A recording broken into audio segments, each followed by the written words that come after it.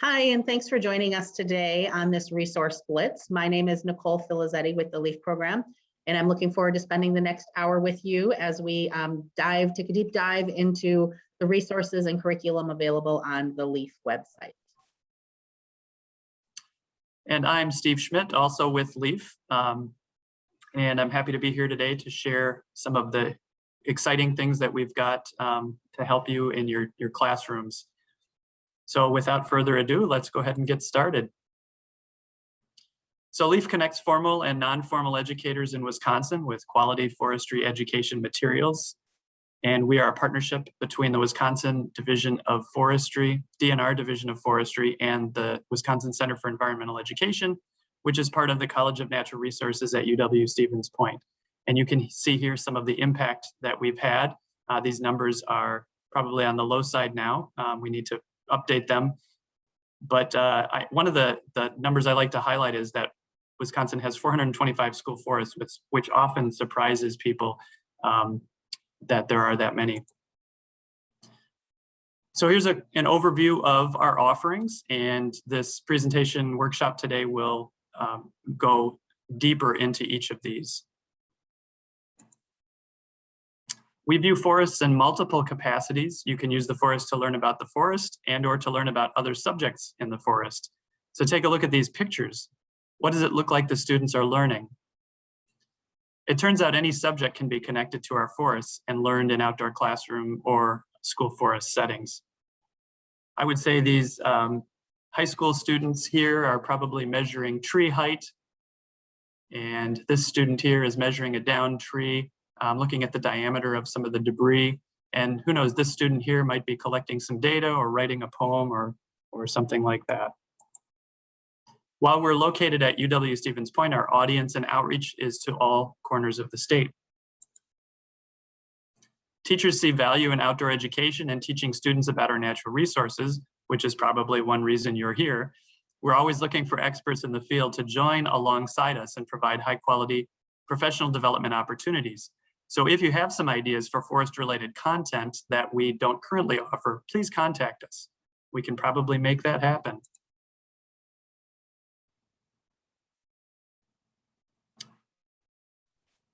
As Steve mentioned, one of our main resources for teachers around the state is professional development, and this takes many forms and focuses on a whole wide range of things related to forestry education. A couple things that we have coming up to have on your radar is we have one more episode of our lecture series with Wisconsin DNR forestry professionals, and this one is about protecting Wisconsin's forests from invasive species. We also have one more installment of our Tea and Tapas series that we've been doing this spring, which is a more informal conversation around issues related to forests. And this one is about creating educational stewardship communities, and we'll be looking through the lens of invasive species. Potentially coming up in this summer and fall, as we hope that COVID clears up and we're able to meet face-to-face again, is some training on invasive species and how to handle invasive species in your school grounds and school forest. A healthy forest, healthy waters workshop. Hopefully we will be having one of those this fall, and Steve's going to mention that a little bit more in depth here in just a minute. And then potentially a school forest summit. So if you are involved in your school forest, either as an educator or administrator, you would be welcome to come to that. We have a number of things that are online and on demand. So professional development opportunities that you can sign up for anytime you want. Our online Step Outside and Into Health and Wellness Engagement workshop is always running. You can sign up anytime you are interested, and that includes project learning tree training. So you also get PLT's K-8 guide with that course. Using the Wisconsin Community Tree Map as an educational tool, tree inventories and school site assessment. That's also an online class that you can take at any time, and that gives you access to the DNR's excellent Community Tree Map tool. So it's a way for teachers and their students to gather real life information about the trees in their community and school, and then input the data that they collect into a statewide tree map. Really neat opportunity there. We have a new course starting May 10th called Teaching About Careers in the Forest, an online course on demand. And that one focuses around Project Learning Tree's new Green Jobs curriculum. So that one you can register for very soon, and it will be starting May 10th. And then we have an on-demand school forest foundational planning workshop that maybe Steve can mention more of. And then Steve, if you could click on the workshops by request. I just want to show you what we have available for us coming into schools. So we can come to you about any topic that you're interested in. And this list here is not just LEAF. This is also folks from KEEP, from the Energy Education Program, have some topics too. So anything that you see here, we can come into your school and do an in-service about, or if there's something that reading this list and it makes you think of another idea, we can do customizable professional development as well. So this was linked on the PowerPoint, and this PowerPoint is going to have a lot of hot links as we go throughout our hour together. If you want this PowerPoint to have access to the links, you can feel free to email us, and our email will be listed at the end of this presentation. Steve, did you want to mention the Healthy Forests, Healthy Waters? So one of our professional development opportunities is this Healthy Forests, Healthy Waters. We did one of these workshops at Tree Haven in, I believe, spring 2019. In fall 2019, we took it to the Lake Superior watershed. And I'm going to share with you a few video clips that explain a little bit about the flavor of this workshop that may entice you to maybe sign up for our next one, which will probably be in the Lake Michigan watershed on the Menominee Reservation, which will provide some unique opportunities to visit with those folks. Hi. So I'm going to just jump ahead here to a little over a year ago at Lake Superior National Estuarine Reserve. And here on the right is the estuary that flows out into Lake Superior a little bit off to the right of the screen. But in this area, you can see that there is some turbid waters here. LEAF provides formal. And I'm going to jump ahead to right here. Whoops. Guess I have to play. Energy use, various other ones, but we really narrow in on the stormwater benefits. And what we like to do at each of these workshops is provide a local field trip for context. In this case, we went out with a Douglas County forester to a recent timber sale that was being marked to be cut. And he shared with us some best management practices for foresters. And here's a picture of why we need those best management practices. This is just one of the participants' footprints. And you can see here it was kind of wet. And there's some chocolate milk looking stuff here, which is the clayey soil in the area, which was also seen in this stream over here to the right. And when we do these field trips, we really like to provide some hands-on activities. So we look at leaf area index and canopy cover, thinking about how water is flowing through trees. We also take some soil cores and think about soil porosity and how that might impact water flow. And you can do lots of different hands-on activities like simple forest inventories to help make that connection between forest services and water health. And I'm going to jump ahead. We go back to the classroom after the field trip, and then we go outside again, and we end the workshop with some time using an underwater drone, which is called a Trident. And here you can see some educators at the Lake Superior Reserve piloting that. And here are some educators in a northern Wisconsin lake that still has some ice cover, piloting it as well. And it looks like this, at least in the UW Stevens Point swimming pool.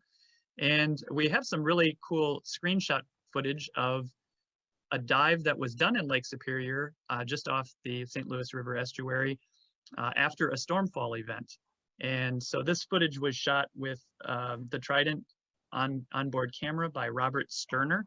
And here it is climbing up off the bottom, and we're in about 10 meters of water at this point. And watch what happens as we go to 8 meters. You can see it got a little bit warmer and the color changed. And then the color changed even more as it approached 5.5 meters as it was climbing up. And this looks like the color you saw in the opening slide and also in that footprint slide a few ago. And here we are above the clay plume at 2 meters. And then we get up to the surface, which actually looks like clouds at about 0.5 meter. And this really just illustrates how if large stormfall events keep happening in that area, how important it is to have best management practices in forestry, because the soil otherwise ends up in the lake, which is not the best place for it. So if you're interested, it's really a kind of cool connection between forests and water to be able to use an ROV. It could be brought to a school forest or a lake near you. So LEAF has one of these to be able to use and demonstrate the connection between forest and water. This could be a specific mission to maybe check out fish habitat or water quality or other ideas you might have. The ROV does need a few feet of relatively clear water without much in terms of snags, such as weeds that might get caught up in the motors. So if you have a body of water like that near you and you'd like to explore it with your students, let us know and we'd be happy to come your way. So you've seen that video that we shared with you. LEAF has a video library of forestry education videos on its website. And so I'm showing you that. Again, the bar on the left, the curriculum and resources tab, LEAF videos is one of those choices.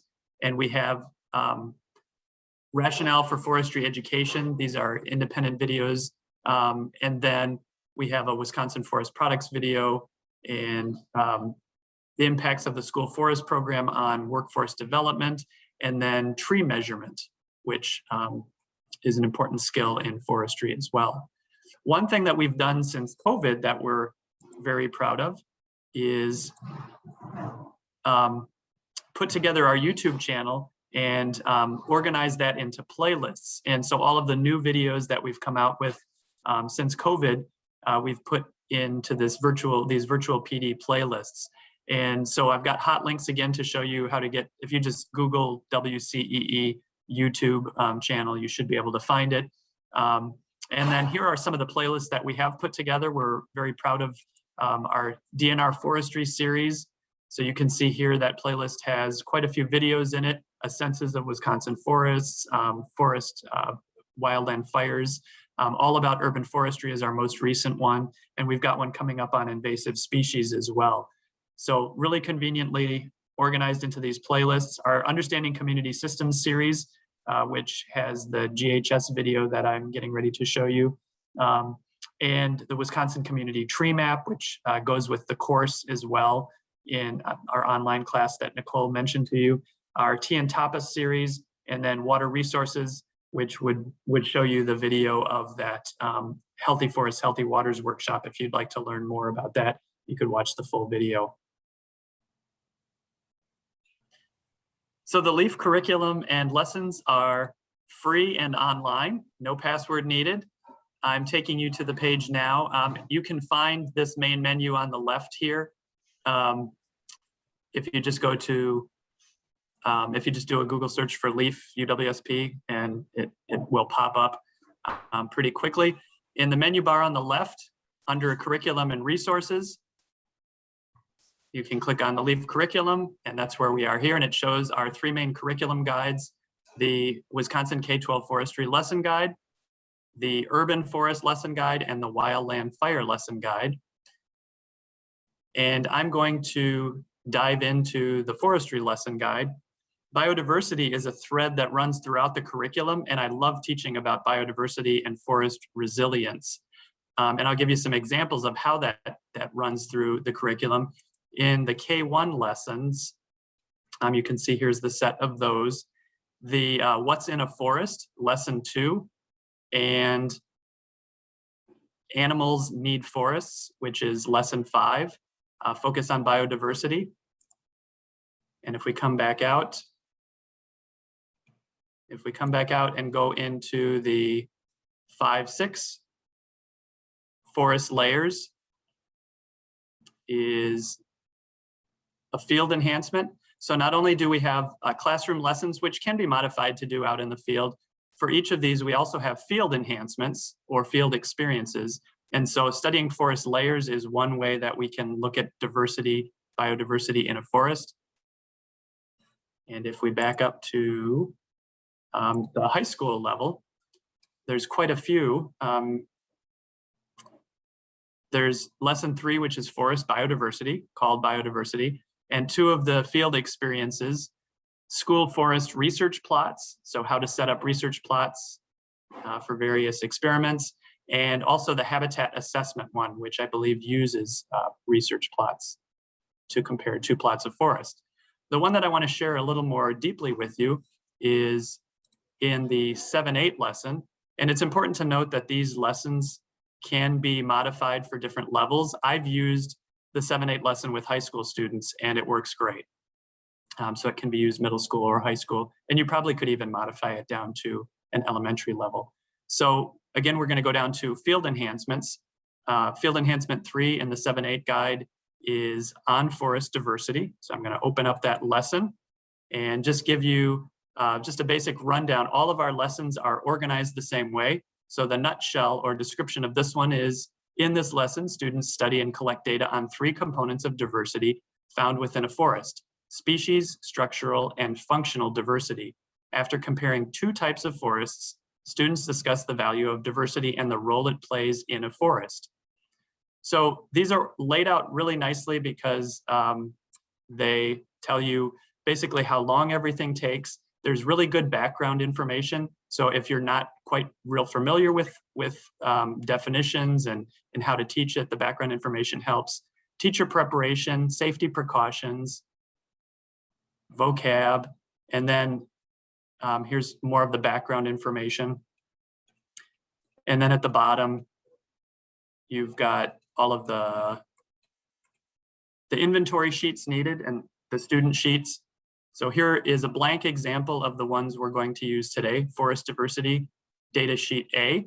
So you name the plot and then you collect species diversity data, and then structural diversity data, and then functional diversity data. And if you're wondering what those are, I'll share that with you in just a moment.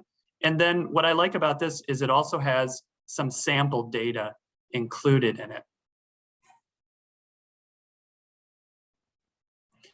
For this lesson, we actually have a video we put together this past fall for our GHS, or Green and Healthy Schools Community Systems series, and it's called Winter Ecology.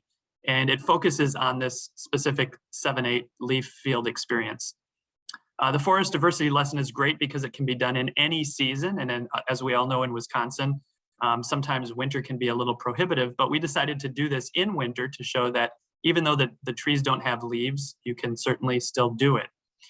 So before beginning to measure each of the forest plots, I would ask students to describe the forest in their own words.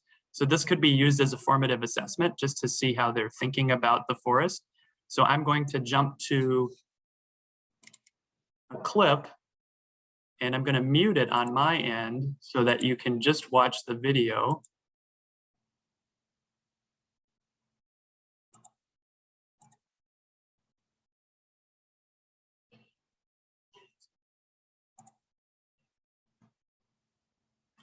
So notice the forest behind me. This will be the first sample plot right here. And the forest transitions. So this would have been behind me or in front of me. And then here is the second plot. I'm going to pause that and back up just a second. And I know that was just a real quick sneak peek. So here's the second set of woods. Notice some differences between that and the first set.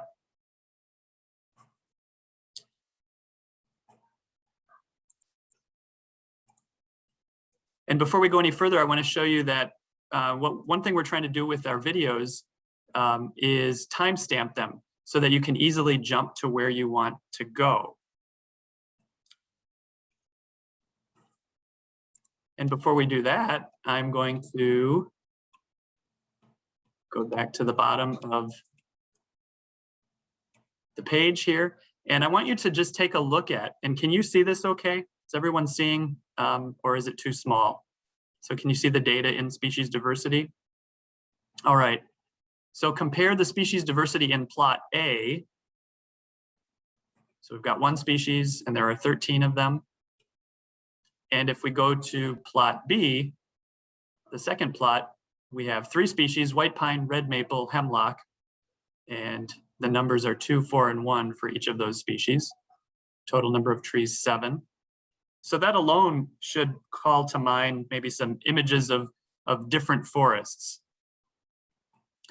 In species diversity, we also look at richness and evenness, and those are just a measure of the number of trees. And evenness is, are the number of individuals of each species even or uneven. And in this case, we circled uneven because you've got mostly maple, but a few pine and hemlock as well. And then if we go back up to the red pine, we only have 1 species, but it's even, it's all the same. Now, this is a little bit tricky because if you have a second species and only 1 or 2 of those, it would suddenly jump to uneven. So evenness is a little bit tricky to think about. If you've only got 1 species, if you've got several species, it's a little easier to compare. And then if we look at the second and third types of diversity, structural diversity, we're looking at what signs of wildlife we found in the various layers for structural diversity. And so here's again, this is the red pine plantation. And if we scroll down to the mixed forest, you can see there's a little bit more maybe. There's an overstory, there's an understory, but there are no trees in that understory. There are shrubs and forbs. Forbs are just like ferns and flowers and things like that. And then if we look at the third type of diversity, and again, this video goes into more detail on what those types of diversity are. I'm just going through this very quickly with you. So this is in the pine plantation. So how does the forest function? And in this case, the function is being measured by looking at the duff layer or the organic layer of decomposing in the forest, because as we know, cycling nutrients is a very important function of the forest. So here we're measuring the depth of that layer, we're writing the composition down, and then we're making a decision as to whether that decomposition is happening quickly or slowly. Because these plots are fairly close to each other, we can make a pretty good comparison. So if you notice the depths here, and then if we go down to the second plot, the depths here are thinner. Okay, so same temperature regime. So what would that tell you? If you want to throw that in the chat, maybe think about, would it be faster decomposition or slower decomposition if you've got a thinner layer? So would the thinner layer signify fast or slow decomposition? You can either put your answer in the chat, or if you want to unmute yourself and we can have a quick little conversation about it. Steve's asking what you think you can tell about a forest based on the depth of that layer, the speed of composition compared to the depth of the layer. Well, would it mean faster decomposition because you have less material that has to decompose? It would, and typically so nice job, Jenny. Typically in a pine plantation, you get that thick layer of pine needles building up, and that's exactly what we saw in the first plot. And it takes longer for those pine needles to decompose relative to an area that has maples and oak leaves and things like that, which decompose relatively quickly. So and we did get a comment in the chat too, Steve. Samara mentioned that the thinner has decomposed more quickly. Yes. Okay. And you're asked in this as well to make a decision as to whether the decomposition is even or not throughout the layer. And is the level of decomposition low, medium, or high?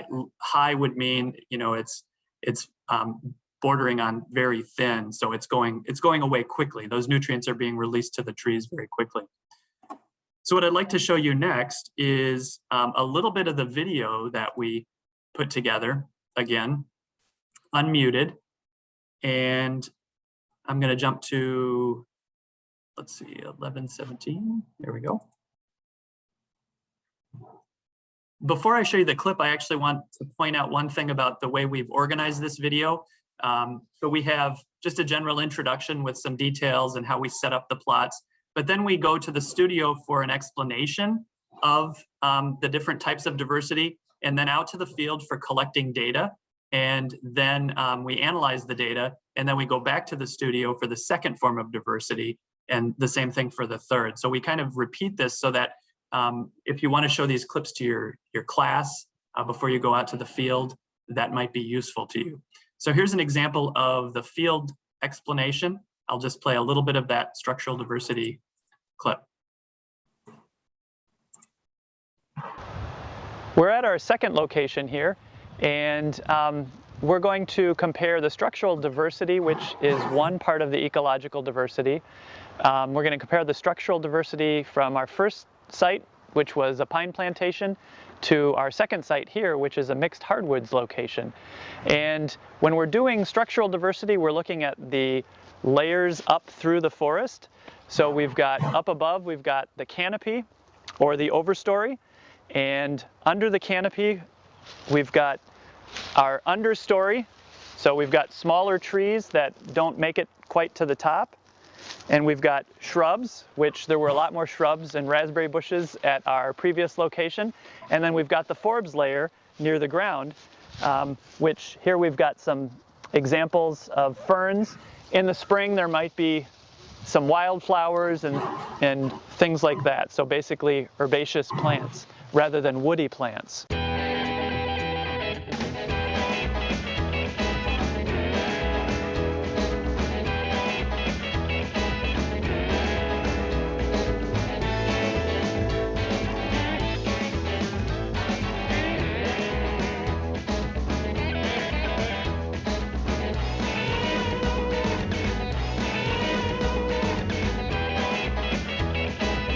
So when we're looking at the structural diversity, not only are we defining these different components, but we're also looking for signs of wildlife, because that difference in structural diversity creates different places for animal habitat.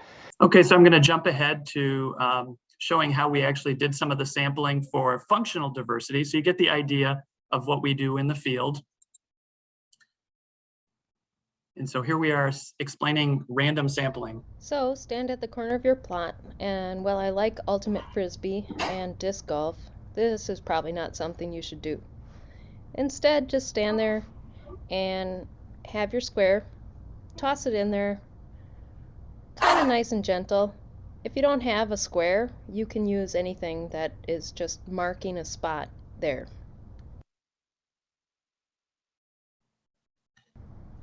So for this, you want to measure at the top of the leaf litter down to the bottom soil layer. And the soil layer starts where there's bare mineral soil, so things like sand and things like that. So just kind of brush away the leaves, stick in your ruler, and see what the depths are.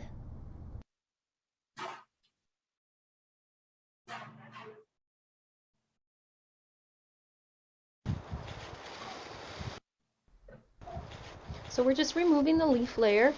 You can see that it's a pretty thick leaf layer. Duff, which is only partially decomposed. Whoa. Neat. Look at that crazy thick duff layer. That kind of signals pretty slow decomposition.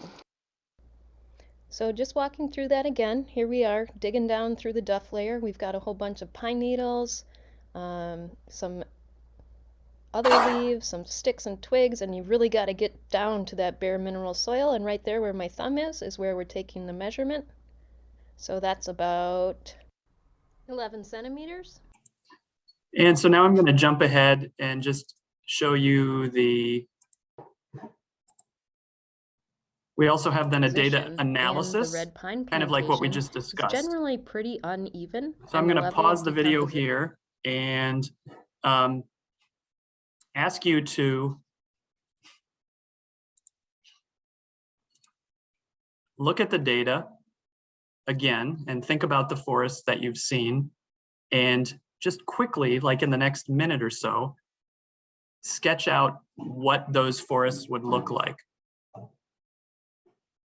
So I'll leave the functional diversity data up and the structural diversity data up for the pine plantation. And then we'll pop over to the mixed hardwoods. So glance at this. I think you should be somewhat familiar with it already. And then very quickly sketch what you would possibly see in each of those forests. We're not aiming for art here. We're just aiming for main ideas. We've had a few moments to make some sketches. Would somebody like to share what they've drawn? Maybe describe that to the group, unmute themselves. Sure. This is Samara.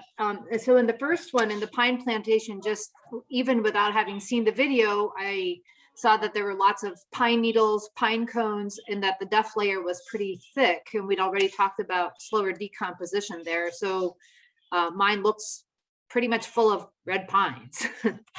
And in the second one here, we see that we have a shallower duff layer compared to what we had in the pine plantation. And then just looking around, I'm guessing there's a little bit of pine mixed in there because there are some pine cones and needles, but there are also broadleaves that are in there as well as grasses and seeds. So indicating that there's probably more diversity in that area and some hardwoods as well. Great, thanks for sharing. So most of your drawing focused on the functional diversity. Did anybody else have anything to add in terms of the structural diversity? Yeah, I kind of sketched the difference. Like, I guess when we were looking at the video, I noticed that the overstory was different in the second forest than the first forest, and it made it feel like there was more light. So my picture focused a little bit more on one being closed off and leafy overhead than the other. The pine one was a little more open. Yeah, thanks. They definitely have a different feel. And what's nice about the drawing is it gives people that chance to focus on maybe what they felt. But of course, then the science aspect of it is you've got the data there to kind of back that up or learn from that as well. So that's how I would end the lesson. And we'll move on to the next slide. Yeah, thanks, Steve. Another one of our really great and very popular resources is our trunks and kits that we have available.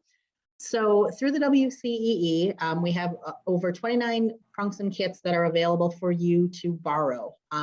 They're all ready to go. They contain everything that you need, and most of them can ship. We have a program where we share the shipping costs. Also, once the world of COVID is over and we start moving around the state again, a lot of times it's easy to find a way for us to bring them halfway to you or even possibly to you if we have folks going in your area. So if shipping costs are a concern, talk to us before you just say, I can't do this. So we have a category of the trunks and kits are specific to forestry, and we've got some really, really exciting equipment in those forestry trunks and kits. We have the Forest Health Kit, and that is all focused on invasives and forest health in general. We have the forestry kits, which I know a lot of you are familiar with, and those contain all the tools that are used for tree measurements specifically. So getting some experience doing things that professional foresters would be doing. We have the Wildland Fire Kit, which is specific to learning about fire in our forests. Lots of really neat hands-on real life equipment in that kit. We have another one that isn't shown here, and that is our Forest Products Kit that focuses on all of the things that are made from forests in Wisconsin. And then another series of kits are our grade band lesson kits. So for instance, in this picture here, you can see the K-1 lesson kit. We have them for all the way up to 8th grade. And what those do is they are all of the equipment and laminated materials and everything you would need to teach any of the leaf lessons as they're written in our guide. So if you are a 3rd grade teacher and you're planning to do 3 or 4 of the leaf lessons and you want to borrow the 2nd and 3rd grade kit, you would have everything you need to do those lessons exactly as written. So really useful. I want to show you two places that you can get more information about these kits. So Steve, if you could first click, yep, on the LEAF website. So there's two different places that this information is found. The forestry education kit information, I would suggest you get that from the LEAF website. And the reason for that is because some of these kits actually have satellite locations around the state. So for instance, the forestry education kits, if you can click on the map showing where they are, yep, or scroll down. There we go. So the forestry education kits not only are at UW-Stevens Point, but there's a satellite kit available at each of these locations. So if you are up in the north woods, you would probably go ahead and borrow the kit that's hosted at Ashland High School. Or if you're down by Madison, you would probably borrow the kit that's located down there. And apologies, I can't see what that school name is. So rather than shipping it from Point or coming to get it from us, you would find the kit that's most closely available to you. And so that is the case with our forestry education kits, with our forest health kits, and also with our forest products kits. So take a look at those maps. They are different maps for each of the three kits because they aren't always the same host location. But if you're interested in those, our three most popular kits, do take a look at that map before you decide to try to rent one just out of Stevens Point. The other place where kits are listed, back to, yep, that second link there, Steve, is on the WCEE website. And this would be for all of the kits that aren't specific to forestry education. So we mentioned that, 29 kits with everything from kits to learn about bats, kits with equipment for fishing, for bird watching, for learning about animal tracks and tracking, whole large range of things that you can borrow kits for. And sometimes they are very small little boxes of things, and sometimes they're quite large, really depends on what you're getting into. We do have a whole category of kits related to energy and energy education, and those would be because of our sister program, KEEP, which is the K-12 Energy Education Program. So a whole lot of things related to energy as well. So again, trunks and kits are free other than some costs that might be associated with shipping them. They are very popular. This year was a little different because of COVID, but in normal years, many of our kits are very popular. So if you have a date or a date range that you think you want a particular kit, it would be in your benefit to go ahead and get that reserved as soon as possible, because chances are somebody else around the state is also thinking about that kit for that same time. So go ahead and take a look at those two websites, get a sense for all of the different kits that there are. And if you have dates that get on the calendar and lock them in. And I would really encourage you to use these resources. They really are excellent. And again, those hot links are available on the PowerPoint. So another really great resource that LEAF has that you can access for free on the website is all of our tree identification tools. Everything from traditional dichotomous keys for regular leaf season and winter tree ID, all the way to some really great images of leaves and trees to help you maybe introduce your students to trees that they don't see every day. Or you can use those photos, those pictures to do a little bit of quizzing with students when you're teaching about tree identification tools. And I'm a real big advocate of using Tree ID as actually a literacy activity. And so we're gonna get a little practice right here in the next couple minutes on some Tree ID and see hopefully what I mean by tree identification being a literacy tool. So first of all, before we do that, Steve, could you click on the website so they can see where we're getting all of this great stuff? And I'm going to put something in the chat for you all to use on this activity while Steve pulls up the website. So here's our Tree ID tools section of the website, and this is also listed under curriculum and resources. You click on Tree ID tools. And if you look, it starts out with dichotomous keys. And I'm sure you all are familiar with what a dichotomous key is. You ask yourself a set of 2 questions at a time, and answering those questions helps you key out what it is that you're looking at. And if you scroll down just a little bit more, Steve, then you see that you can access those tree ID cards that we're talking about, or actually have full-on lessons related to tree identification. So there's also full lessons you can use for tree identification, both leaf lessons and activities and lessons that have been created by other people. So we're going to take just a few minutes right now to practice some tree identification and get our scientific discourse going. So in the chat, I'm going to drop a document and I get everybody to open it. And Steve, you can go ahead and advance to the next slide as our directions. So folks should have that popping up in the chat. If you can click on that link. And what that is bringing you to is our urban tree ID key. And I say our, it isn't technically ours. The DNR Division of Forestry created that with some partnership from LEAF, but it's a great new tool. Folks who are watching the video later, the video recording, that is linked here on this live PowerPoint. So if you can request this PowerPoint from us to get access to all these links. Okay, so everybody has the urban tree key up, and you'll see that this is not a dichotomous key. We talked about how a dichotomous key asks a series of questions. This one is not a dichotomous key. This is a visual key. So I'm going to challenge you here for the next minute or two to use the tools that you have at your disposal, the key that you pulled up online, and these pictures here on your screen. And I'm going to challenge everybody just to take a minute and see if they can figure out what kind of tree this leaf came from. All right, and please don't put your answer in the chat just yet and don't unmute and answer. But when you think you know, you can kind of just give us a little wave. We'll give folks a minute or two to see if they can figure this out. And there's no penalty for wrong answers. So we're here for discussion. So don't worry if you can't quite get it just right. For now, I'm gonna keep everyone muted, give you a minute to think, and then we'll come back and discuss in just a minute.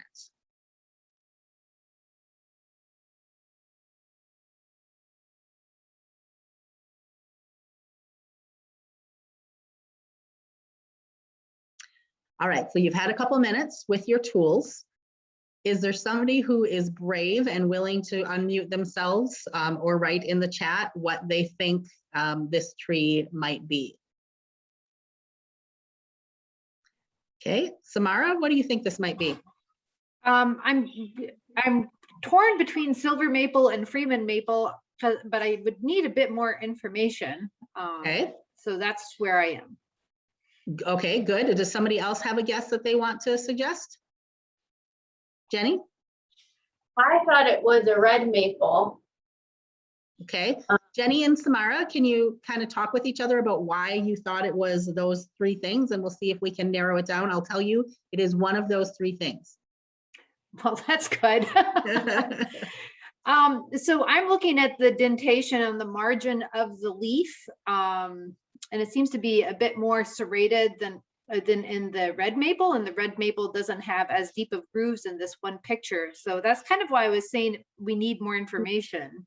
And actually, is that fruit in the background that we're seeing on in the picture? Is it what in the background? Is that the fruit of the maple tree on the ground? Are those like samaras in the background? Oh, listen to your fancy words. They might be. I'm not seeing that clearly in the picture, so that might be something that some students see and others don't. The word that Samara just used, interestingly, is also her name. She means the helicopters, the whirligigs, you know, the seeds that maple trees make are called samaras. Okay, so Jenny, why did you think it might be a red maple?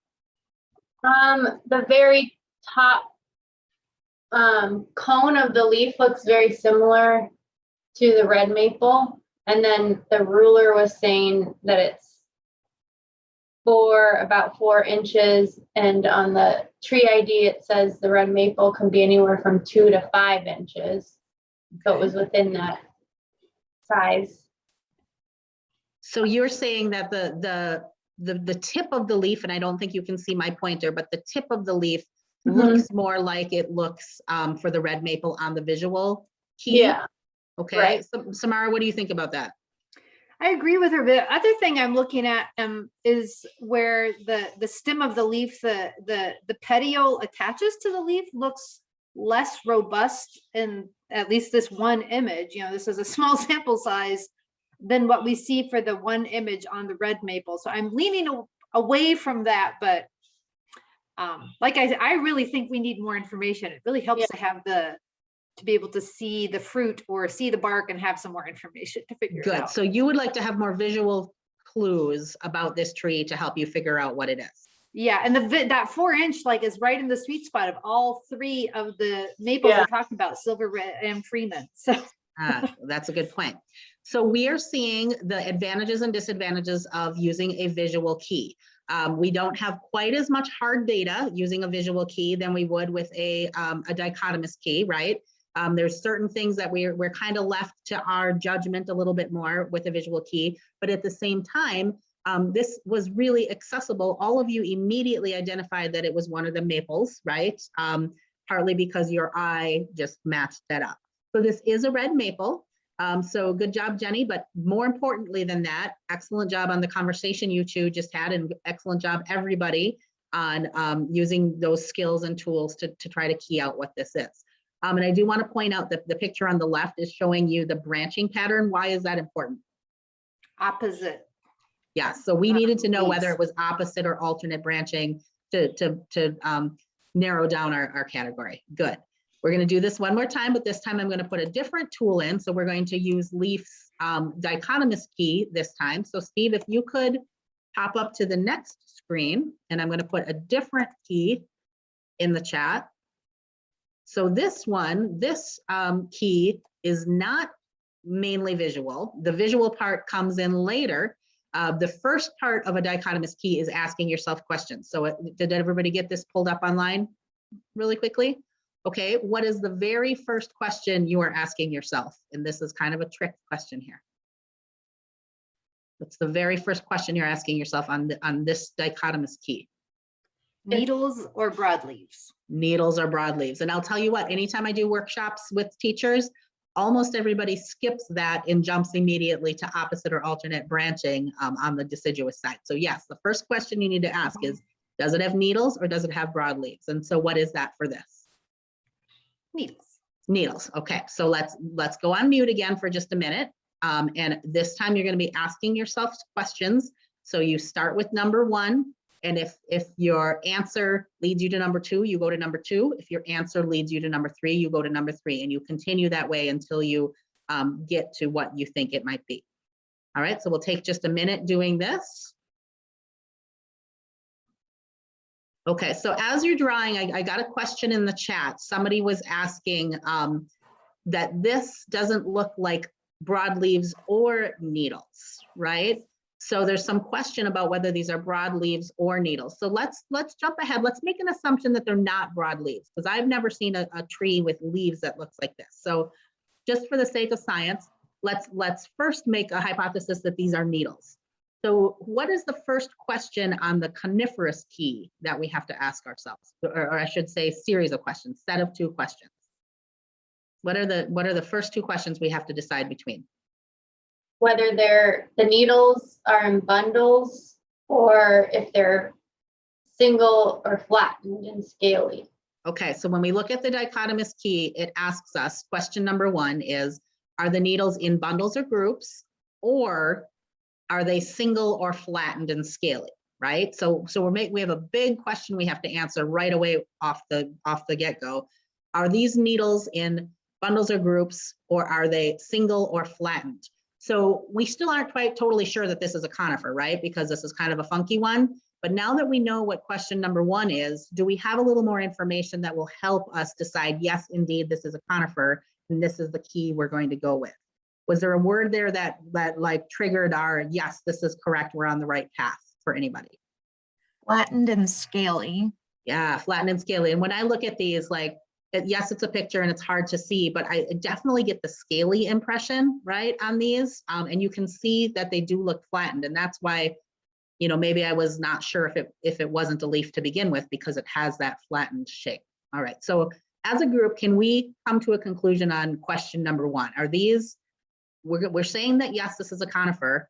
Are these needles single, or excuse me, are these needles in bundles or groups, or are they single or flattened and scaly? What do we think?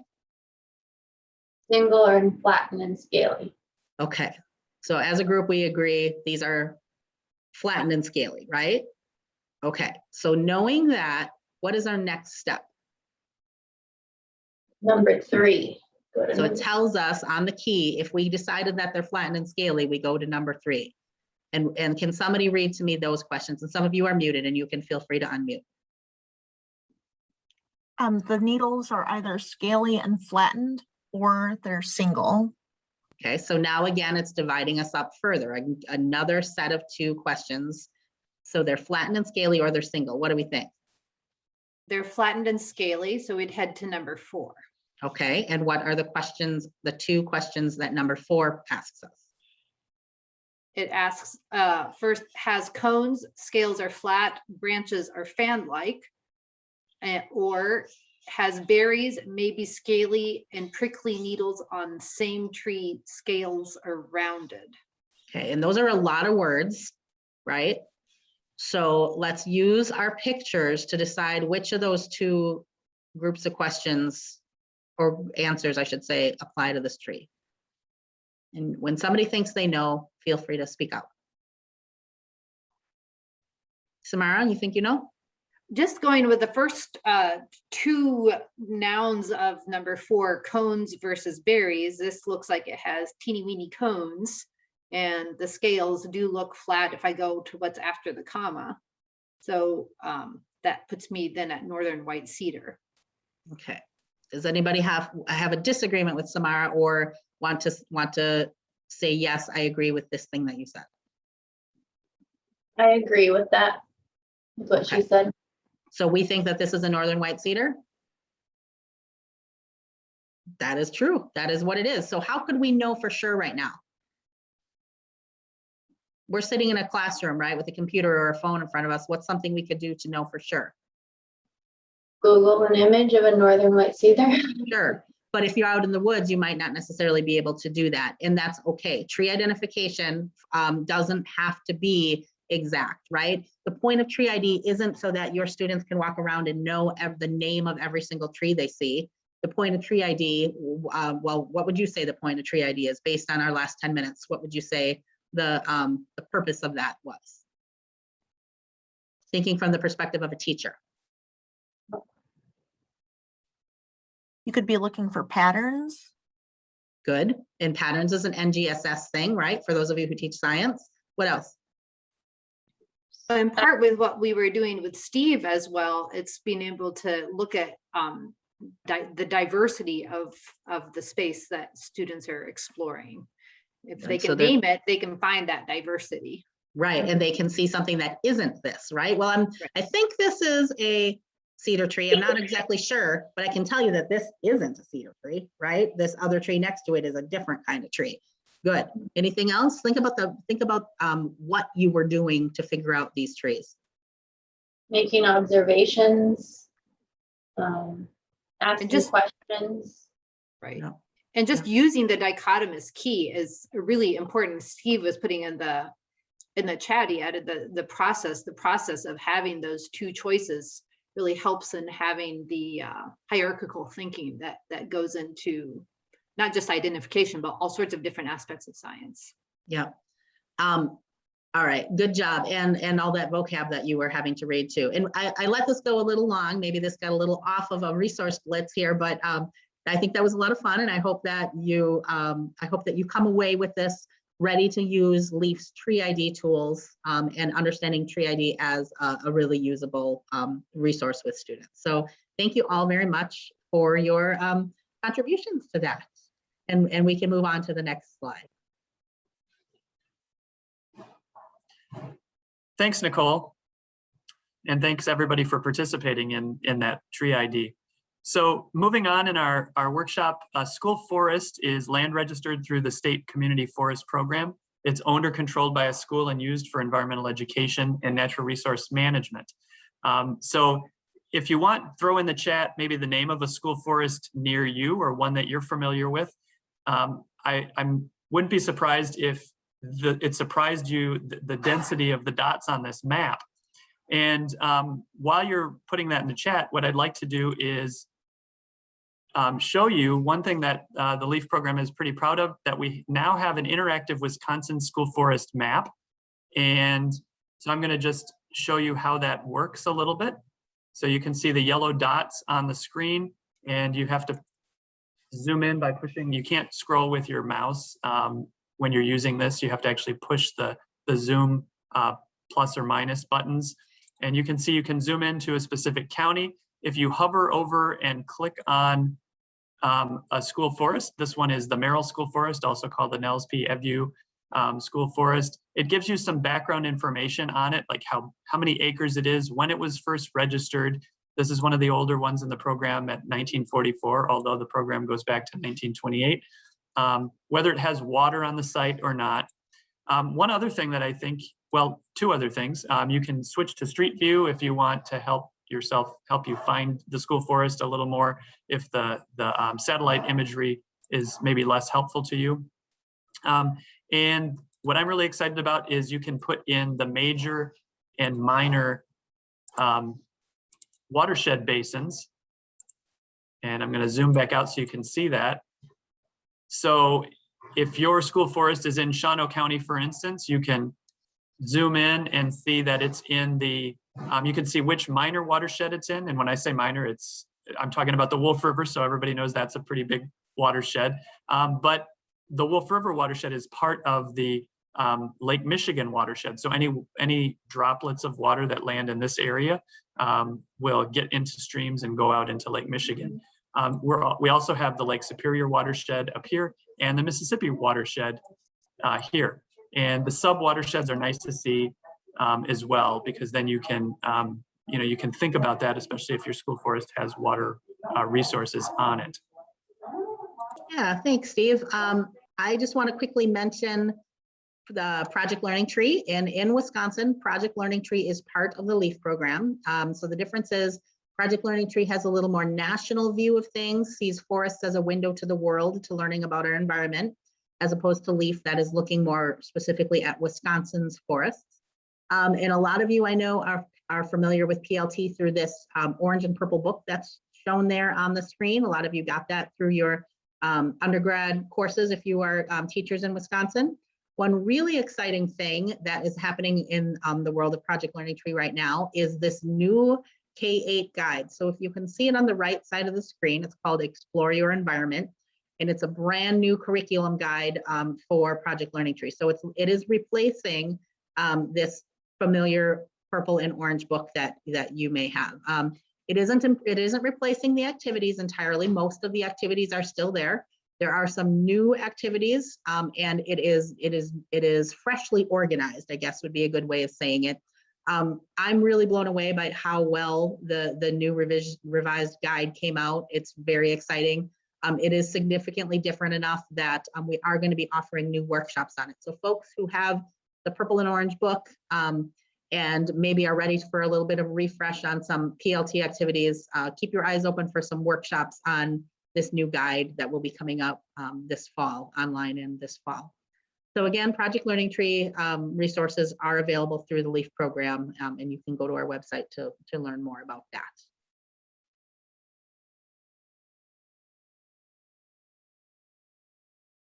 Some current projects that we're doing, you can see, are listed here. The one I'm most excited to share with you is an online portal for educators who teach a high school forestry class. So I'm going to show you that right now. And this is just a sneak peek because this hasn't been officially released yet. That release should happen sometime either this summer or at the very latest early fall. And so what we did to create this was ask educators who teach forestry to come from around the state and share with us what their lessons are that they do. And with those teachers, we came up with a scope and sequence and decided that our main units, which you can see here on the left, there are 10 of them, I believe. So forest history and introduction, forest ecology, tree ID, dendrology, forest health, and the list goes on. And so then within the unit, there are concepts and sub-concepts, and then corresponding lessons or videos. Some of those are LEAF lessons, but many of them were given to us, shared generously by teachers around the state, ag educators and science teachers as well. And so there are links to those specific documents so that you can download them and modify them at when available.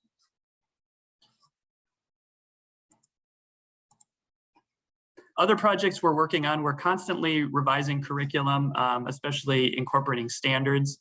We're writing articles for the Wisconsin Woodland Owners Association that highlight school forests. We keep track of a school forest database, which lists like contacts of school forests, and we can put school forests in connection with one another based on the data we have about them.